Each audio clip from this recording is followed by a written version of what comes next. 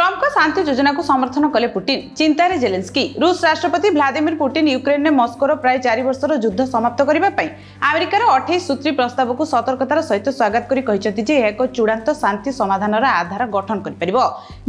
Ukraine राष्ट्रपति Volodymyr Zelensky चिंता बढ़ी कारण अमेरिका राष्ट्रपति डोनाल्ड ट्रम्प कहते यूक्रेन जेलेंस्की को अमेरिका समर्थित शांति योजना को अनुमोदन करने को पड़ो ना सरकार तड़ी दिज्व खाली सेतिक नुहे सरकार हटाଯିबा जेल दंडे दंडित एवं अमेरिका समर्थन प्रत्याहार करने सहित यूक्रेन को अस्त्रशस्त्र और गुप्तचर जोगाण उपरे रोक लगाइब। अमेरिका राष्ट्रपति डोनाल्ड ट्रम्प यूक्रेन को यह शांति योजना ग्रहण करने 5 दिनर अल्टीमेटम भी देते यूक्रेन को नवेम्बर 27 सुधा यार जवाब देवा कहते तेज चाप तले थी जेलेंस्की यह प्रत्याख्यान करते एक द्वंद्व फसी किंतु अमेरिका राष्ट्रपति ट्रम्प शांति योजना यूक्रेन लोकों स्वार्थ नुहे तेणु से प्रत्याख्यान कर